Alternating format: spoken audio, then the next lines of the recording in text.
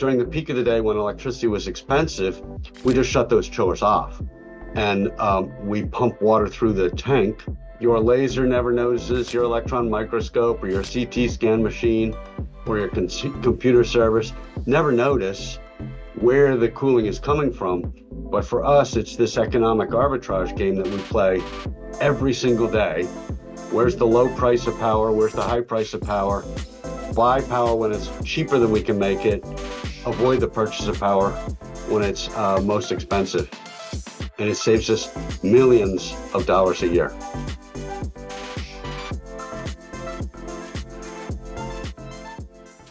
Welcome to Geothermal Unleashed, where we're going to explore the cutting edge of geothermal energy.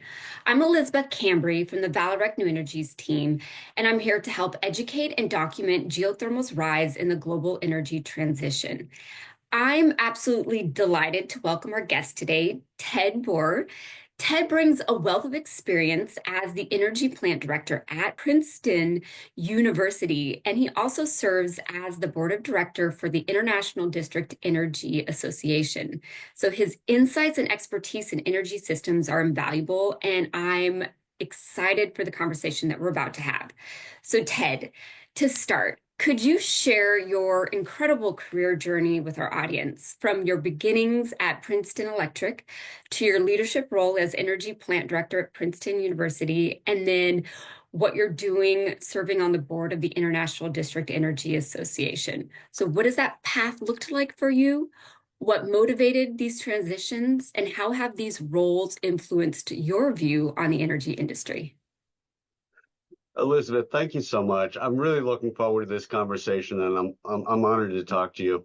I started out in power plants. My dad actually got me a job in a power plant between freshman and sophomore year, and I was working for Philadelphia Electric, as you noted, as an instrument technician. Climbing around power plants and fixing the instruments or working for the operators, whatever they needed to see. I got another summer job there with the test engineers, similar role. And then ultimately, after graduating from college with an engineering degree, I worked for the engineering office for Philadelphia Electric.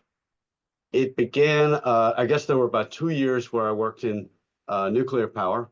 Peach Bottom was online on the border of Maryland and Pennsylvania.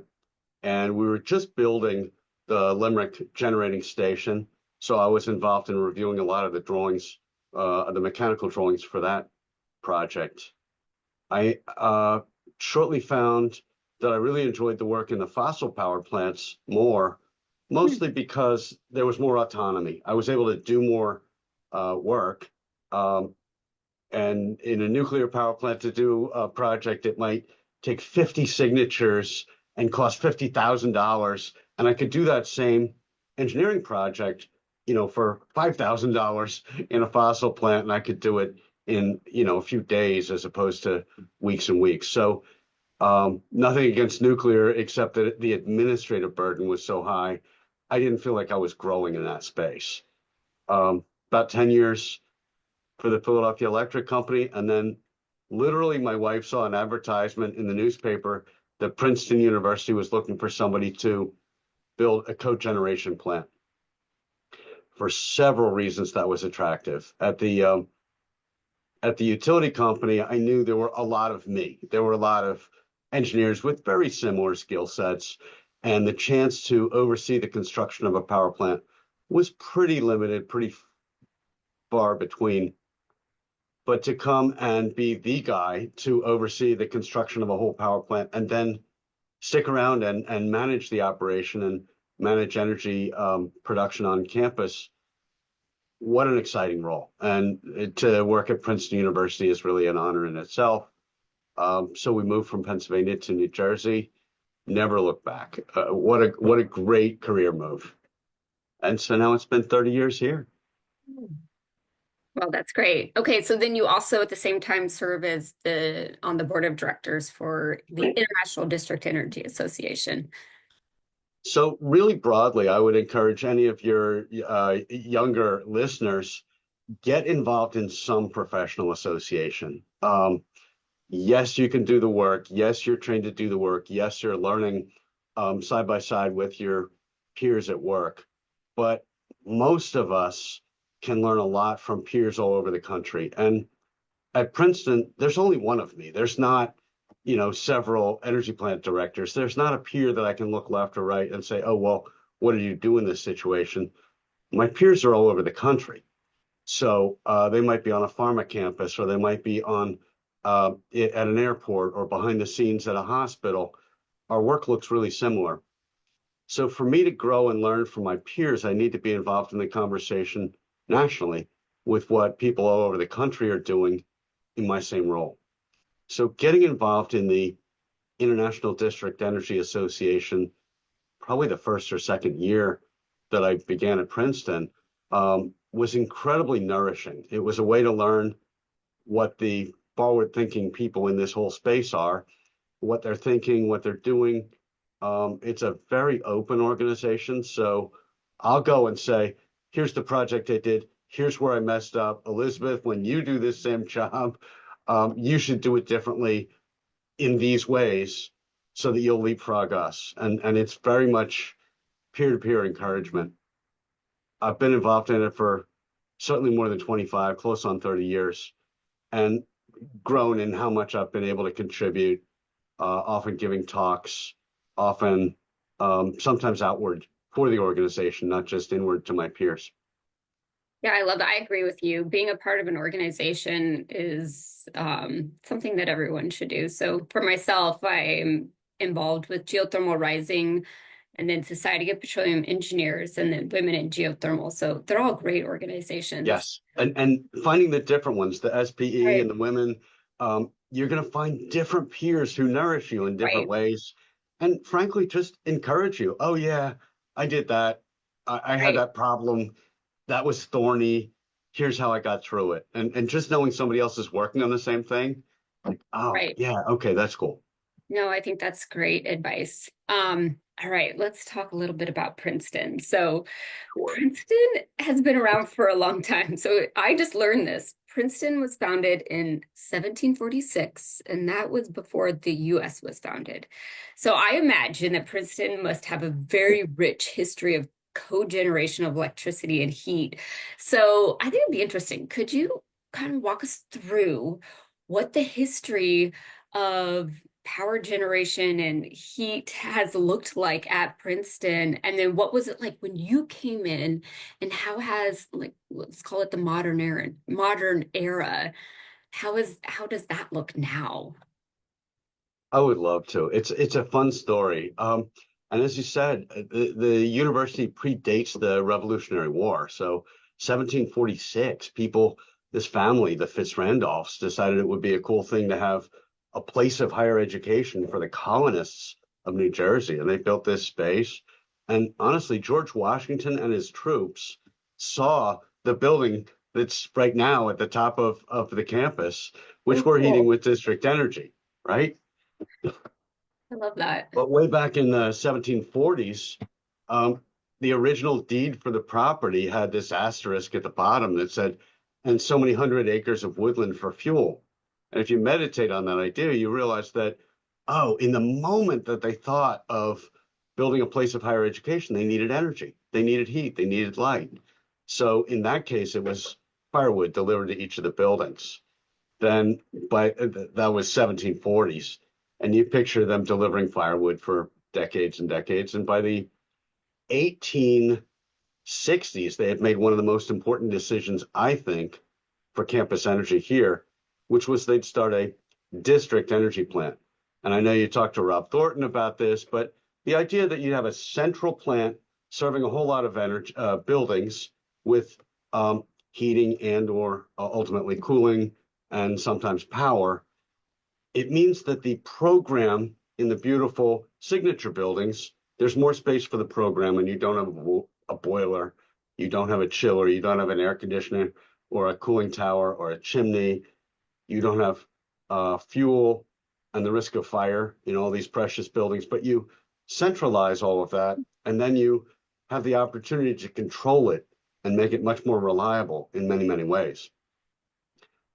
Can I ask you a quick question? So Please, having no, these it's a central conversation. plants, yeah, these central plants, is this it's typical? Like if we can stay with the theme of universities, is that typical that you'll find central plants on at different universities, or is it more of a localized building by building infrastructure? It is very common wherever you see a community of buildings that has a long time horizon for planning. Okay.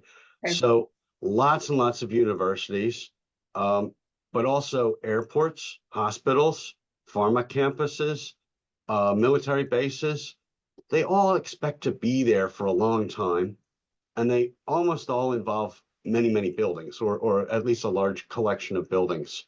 So those are the places that are ripe for what I'll call district energy, a central plant. Historically through all of the 20th century, it was burning something and then delivering energy as a result of burning fuel, making steam, often spinning a steam turbine to generate electricity, and then using both the motive force of steam to turn a steam turbine to generate electricity and the heat from that steam to heat buildings or wash your hands or take a shower. So it's really common, but also all the thermal utilities are almost always underground. So it's not very commonly known. But New York's got a huge district steam system, and Atlantic City has a huge district chill water system, and Philadelphia has a huge district steam system. Chicago's got a huge district chilled water system. Nobody knows this except a few people in our industry because it's all underground. It's hidden, Hmm, unlike the electric wires. I love that. That's cool. Okay, So it's so actually very common. let's go back to the Uh, history. we'll hop in the Wayback Machine again. Um, Princeton by 1860, 1870 had decided central plant distributing. So picture coal being delivered by horse-drawn wagon, and they shovel the coal off the wagon to the basement of the building, burned the coal in a boiler, made steam, and then supplied steam for heating, domestic hot water, um, that kind of thing, to maybe a dozen or a few dozen buildings, 1870s. By the 1890s, Edison had begun his work up in New York City. And I think my peers in facilities at Princeton probably saw the work they were doing up on Pearl Street in New York City and said, oh, we could do that. Instead of gas lamps in the 1890s, we could make the buildings safer and we'll bring electric power generation. So they added a steam turbine generator. So they were already making steam. They added a steam turbine generator and they generated about 200,000 watts. Now, for context, my house, I have 18,000 watts of solar on my house. All right. Fairly large solar array. They had about 10 times, yeah, about 10 times that. And that was more than enough for the entire university because they were just running a few light bulbs. And so they had excess power. They actually sold it into the town for a while. So then we fast forward, all the way to 1920s. The boiler house and the energy plant had moved again further away from the central core, the core business of education and research. It moves downhill. It moves away from the center of business. And we're still burning coal in the 1920s, now delivering it by rail. By 1960s, they switched from coal to natural gas. And I picture that they probably were happy not to have the rail deliveries, not to have the mess and the disruption associated with trains coming, but probably, and maybe a better cost or maybe similar cost. My guess is they weren't thinking that much about carbon footprint at that time, roughly 61, 62. At the same time, um, air conditioning began to be popular in public spaces in the United States. So Mr. Carrier was not the inventor of the refrigeration cycle, but Mr. Carrier was refining in 1920s, 30s, 40s the refrigeration cycle for air conditioning. but there were a couple world wars that were in the way. And so it wasn't until the 1960s that we began to really commonly air condition public spaces. And Princeton built in the early 1960s the refrigeration plant, which is what it was originally called, to provide district cooling to the campus. It was all steam powered. There weren't big motors, there weren't big electric motors, because it was still cheaper to buy natural gas, burn the gas, make steam, spin steam turbines that ran our pumps, and spin steam turbines that ran the chillers in the plant. So boilers like to stay running all the time as opposed to up, down, up, down. They just ran the boilers all year and made steam, even in the summer, as motive force. By the 70s, electricity got cheaper, and so some of the chillers that we bought were electric driven. By the 80s, the price of electricity had gotten high enough, and the price of natural gas had gotten low enough. In the power industry, we call that the spark spread. That the university decided it was time to get back in the power generation business. And so they commissioned studies for building a cogeneration plant. The boilers that were installed in the 1920s, they were really shot, by the 1980s. So they needed to replace the boilers. This is a key idea in all of our work today, that they had a lot of degraded infrastructure that needed replacement. So do you replace in kind, or do you replace with best in class? Yeah. So the university decided, oh, well, we have to replace the boilers. That's a sunk investment. So the incremental choice was, is it worth spending a little bit more and building power gen again? The math suggests that it absolutely was.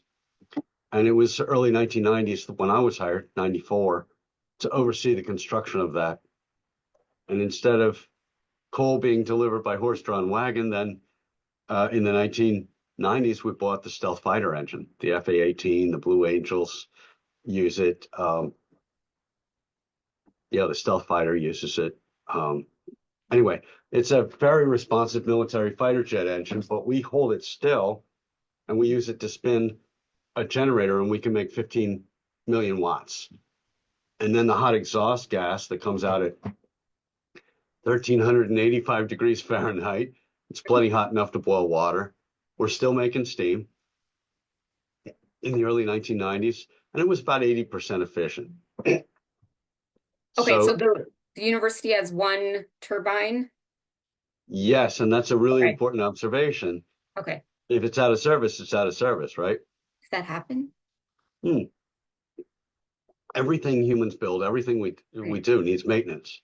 Everything has to be taken out of service.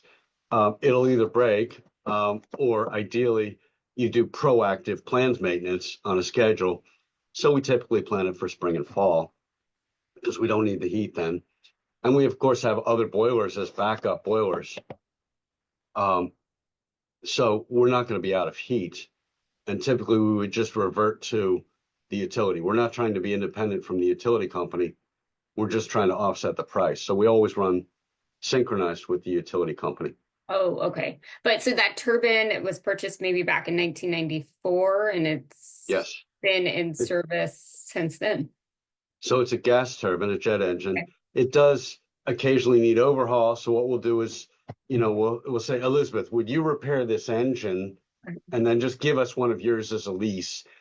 We'll continue generating power, and you'll fix the thing. And then maybe 6 months later, you could bring it back and reinstall it. Or a better thing might be, we just agree on what my degraded engine is worth.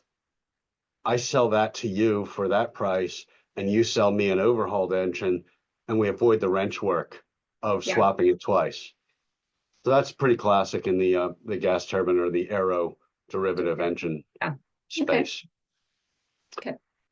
Well, fast forward into the economics of the power grid.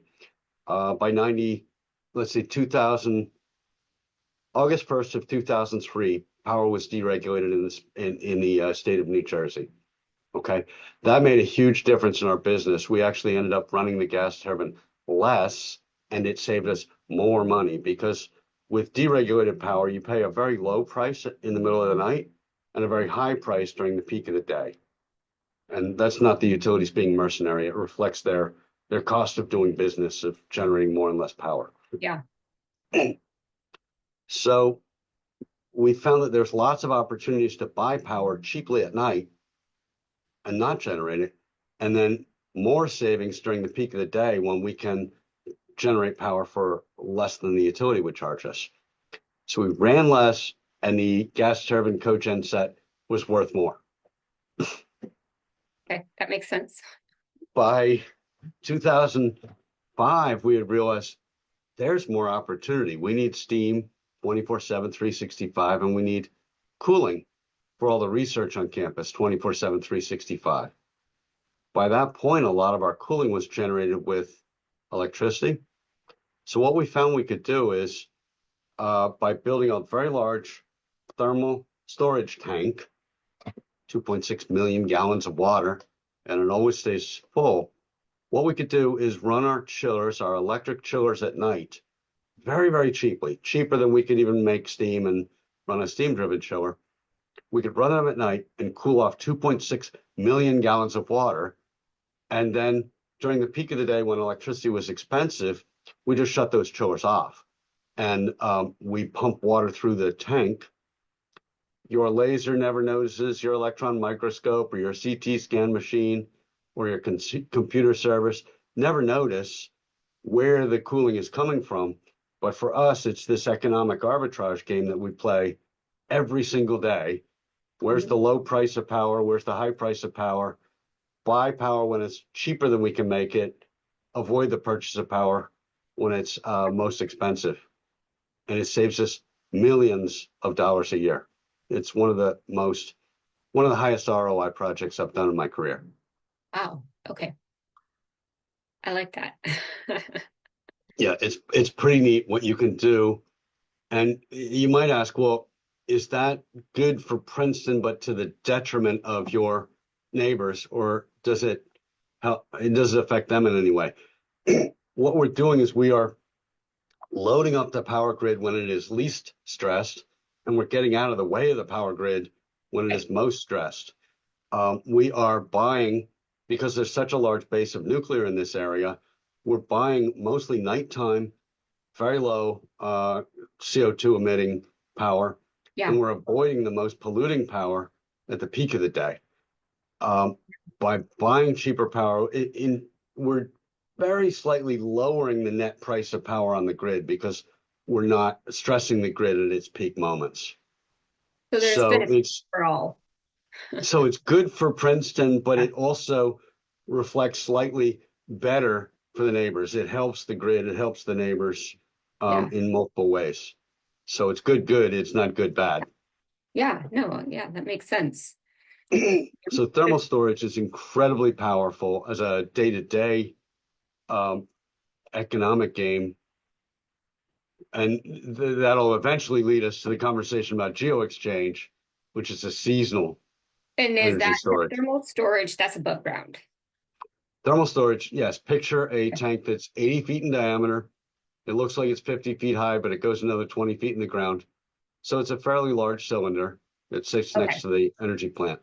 Got it. And it's always full. Okay. So, we're just cooling it, or the returning water from campus comes back warm and displaces the cold water. Okay. So I think that is most of what brought us up to the day before today when we're doing something else on campus. Three major things triangulated to inform us that we needed to make very large changes on campus. The campus program has expanded. So we're maybe 500 more students, which isn't a lot, but a huge, huge emphasis on research and very energy intense research. So you think about AI, you think about computer research, you think about researched the chemical laboratories with fume hoods, where every fume hood uses the amount of energy of a single family home. So one of our laboratories might have 400 fume hoods. You think of that as a very large, equivalent to a very large neighborhood. So we're doing really intense sciencey things here. Yeah. Well, let's back up. So when did we Mhm. start to see this surge of energy demand increase because of research? When did this start? Oh, probably in the 60s, 70s, 80s. I Oh, mean, okay.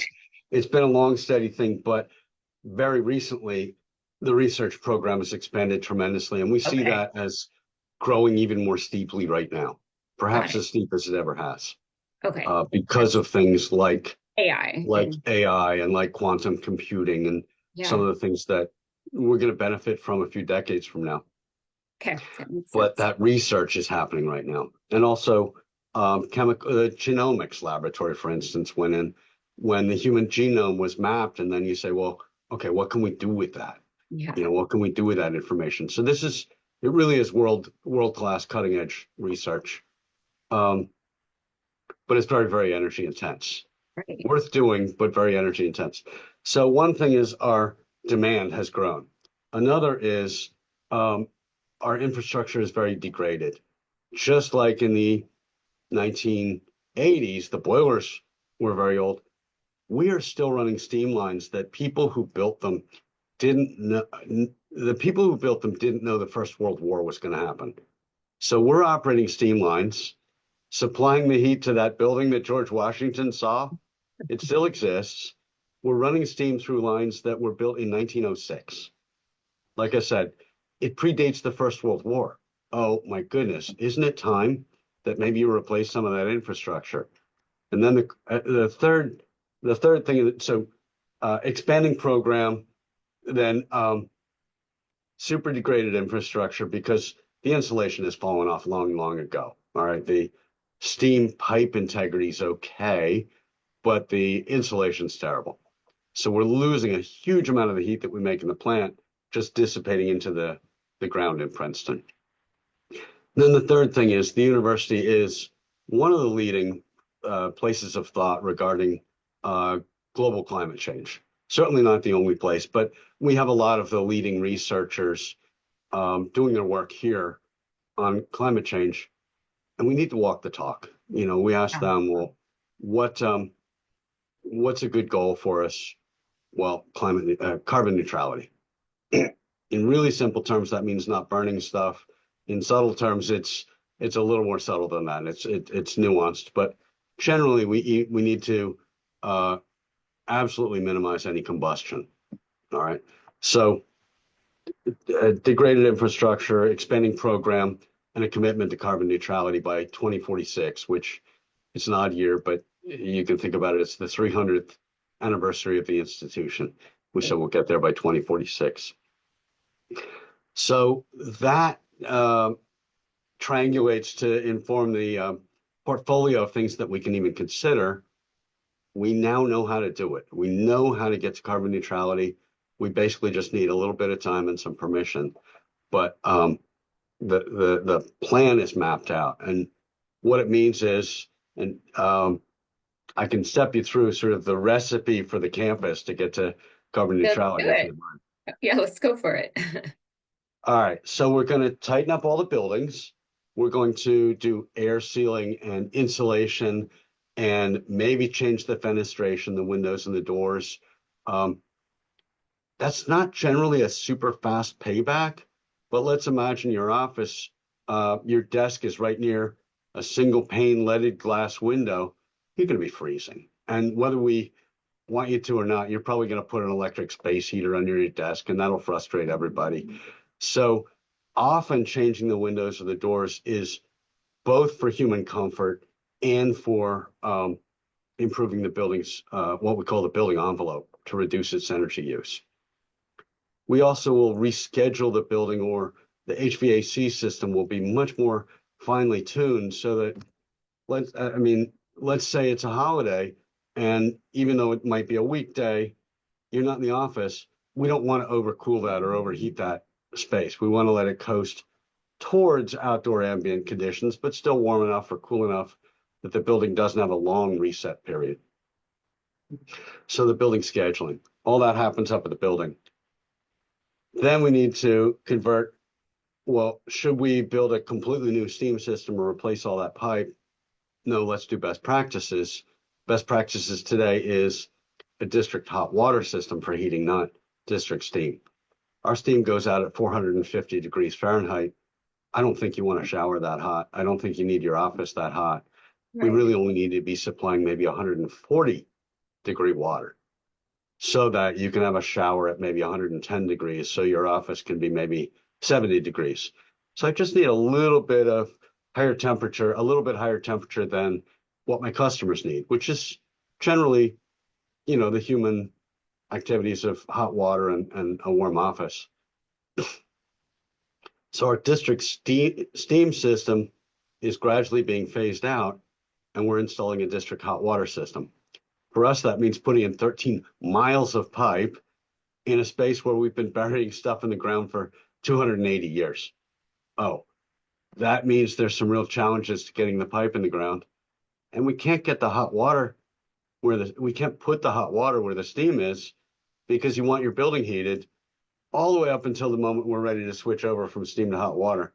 So we actually have to run all the hot water pipes somewhere other than where the steam lines are. Right. Very tricky little Yeah. logistics puzzle. Steam to hot water conversion, building improvements. Then we need to supply that in a more efficient way than we have today. The cogeneration system on a good day is about 80% efficient. That's not bad. The boilers are about 80% efficient. That's not bad. But we're running boilers all the time, and we're removing heat from the buildings with chillers all the time, and we're throwing that heat away through a cooling tower. And the paybacks for having this conversation here is that you can never call a cooling tower anymore. What I ask of you, Elizabeth, is call it an energy throwaway machine. Okay. And when you realize that that's what this is, the cooling tower is a place that we can pull heat out of the campus, and then through a chiller, we can throw away that heat. You realize, like, oh, wait, wouldn't we like that heat? Yes, but we don't want it right now.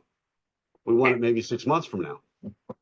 While we're having this conversation, it's winter, but only 4 months, 6 months from now, we're going to actually want, well, we would like the heat in the winter, but we don't want it in the summer. So first of all, let's simultaneously take the heat out of the chilled water system and deliver that heat to the hot water system.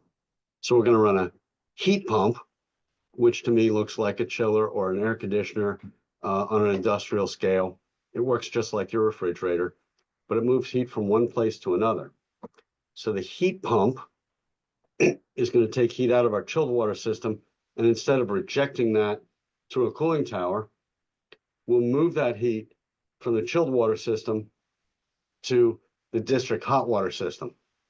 So maybe we've got lasers and electron microscopes and CT scan machines and computers that are throwing off a ton of heat, even in January, February.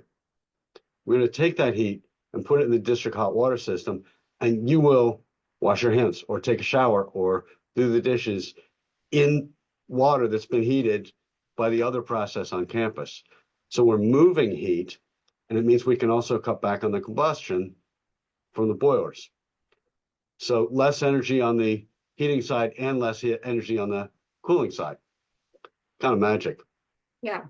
That magic only works when the system's perfectly balanced, when I need just as much heat as I need cooling. So what do? Well, if we're running the plant and we have too much heat, then we're going to take that and I'll say, well, just put the heat in our thermal storage tank. So we built a hot thermal storage tank and we built a cold thermal storage tank. So now we have a couple million gallons of each. So now we can buffer the difference in the daily energy needs by putting heat into the thermal storage tank or taking it out. That's what our friends at Stanford did. All right, they did everything I just described. So my peers at Stanford were a little ahead of us. They got rid of their cogen plant, something I don't plan to do, but they switched from steam to hot water, and they did hot thermal storage and cold thermal storage, which, as I said, is kind of an economic play, but it also is a buffer between daytime and nighttime needs. Stanford is in Palo Alto. It's very nice temperature all day, all night, all year. Winter, summer, it's very stable temperature. Where we are in central New Jersey, it gets very cold in the winter. It gets extremely hot in the summer and Yeah. very humid. So what we need to do is capture the summer's heat and store it for months, not just 24 hours or through the weekend. So what we'll do is Geo-Exchange, and that really brings us to the topic of the podcast. Yeah. We need a way to store heat on a massive, massive scale, months worth of heat for 16,000 people. So what we'll do is we will take advantage of billions and billions of pounds of rock underneath the campus. We'll drill thousands of Geo-Exchange wells, maybe 6 inches in diameter, Okay. and we'll put a pipe down in a U shape and back up, kind of like bendy straw, except Yeah. much tougher, high density polyethylene. We'll put that all the way in the ground, 850 feet deep, 300 meters deep, in this borehole, and then we'll fill up the borehole with grout. So you end up with a U bend of high density polyethylene. Mhm. It's in grout, basically concrete, in rock. And then we do that times 1,000. So what I can do is if I put, say the ground is 57 degrees Fahrenheit. Yeah. If I put 90 degrees water down one side of this tube, it goes all the way down the ground and it comes back to me somewhere between 90 and 57 and ground temperature 57. So maybe it comes back to me at 70 Fahrenheit. So if I put it in at 90 and I come back at 70, that means I've rejected a little bit of heat to the ground. And if I do that to it times 1,000, and I do that all summer, I can reject huge, huge amount of heat. And I'm only heating up the rock, maybe 10, 15 degrees from 57 to 67, 77, maybe 80 degrees. That's billions and billions of BTUs that I can store. And then if I want to extract that heat in the Hmm. winter, what I'll do is I'll put cold water down, maybe 40 degrees water down in the ground. And if the ground is 70, it might come back to me at 55 or 60 degrees.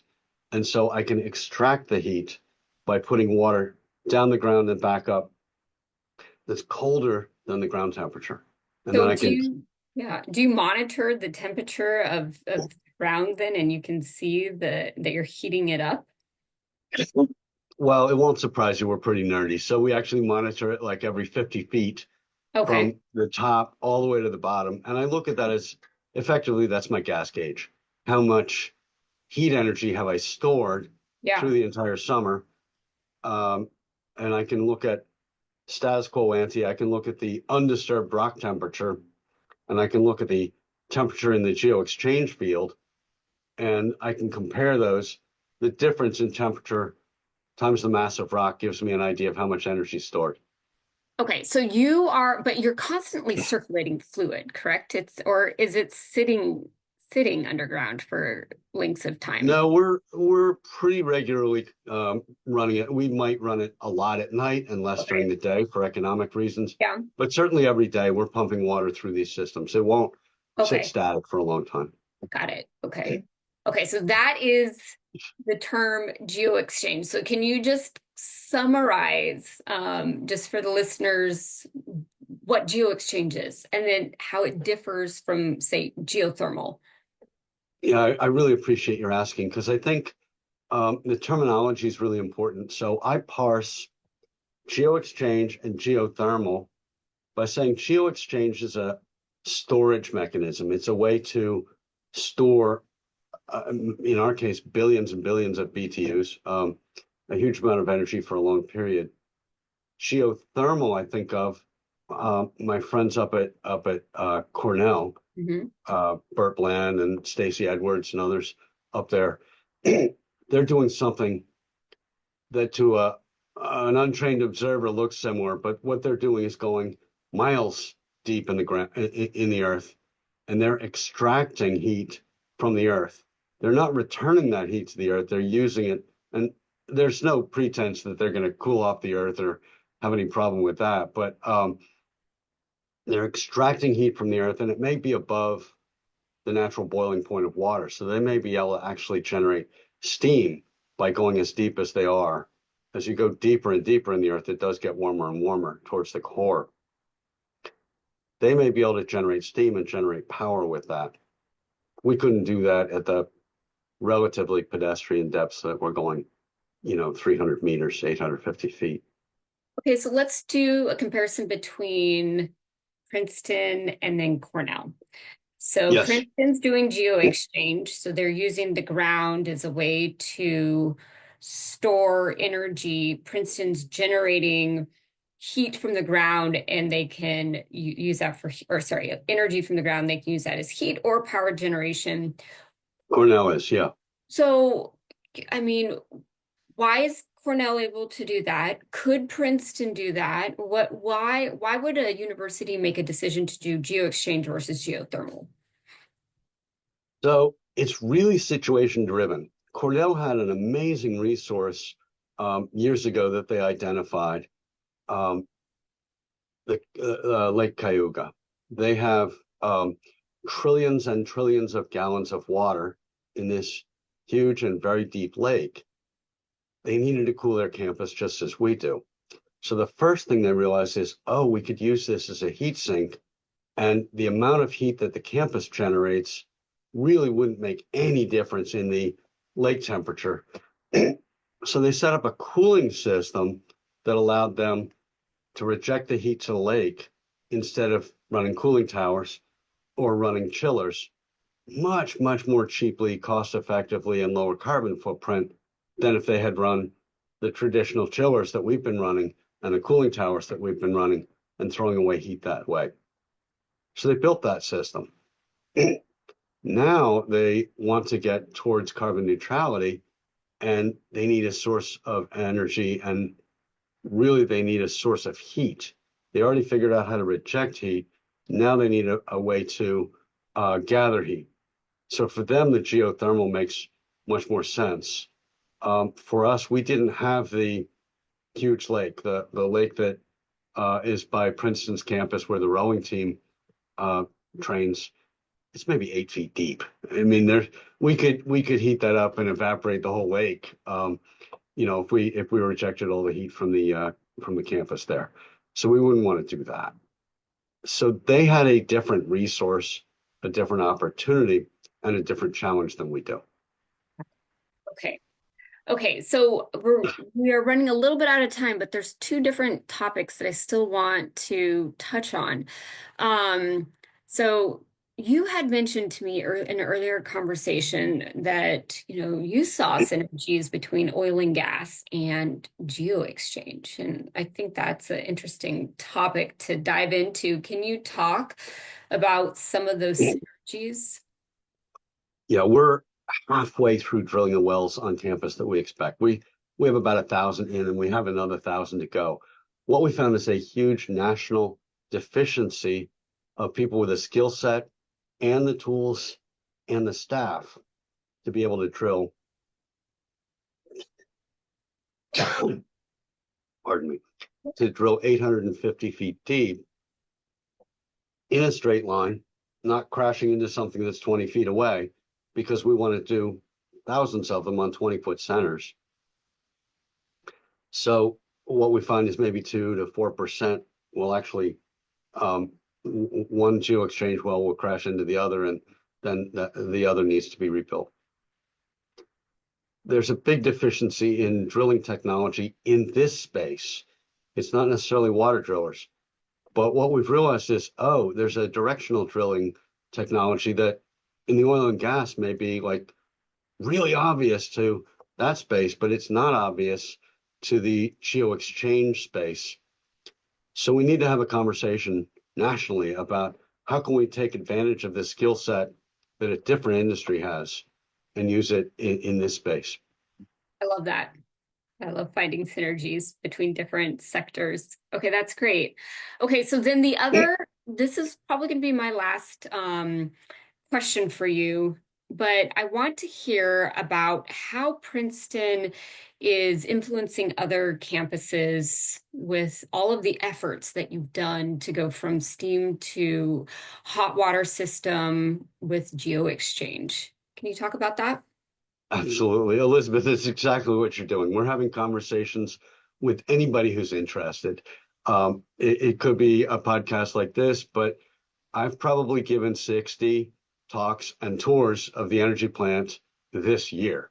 So Wow. it's not my main job. It's not really what I'm officially here for.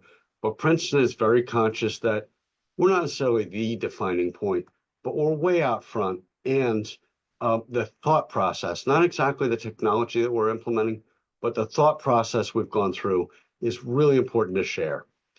If we just completely clean up Princeton's carbon footprint and nobody hears about it, nobody follows us, that was almost a trivial academic exercise. The only way we can be more impactful is by inviting others to visit the campus, see what we've done, witness it, and then ideally make a change on their own campuses, hospitals, airports, military bases. So that's what leading by example looks like, I think, is not just doing the work, but then holding other people's hands and helping pull them forward. Love that. That's great. Well, I want to thank you so much. We had such a fruitful conversation. I've learned a tremendous amount today. And I want to thank all of the listeners for joining us on this episode of Geothermal Unleashed. I hope today's discussion has sparked new insights and deepened your understanding of the geothermal industry's incredible potential. Until next time, keep pushing the boundaries of what's possible, and let's continue working together to unleash the full potential of geothermal. Thank you.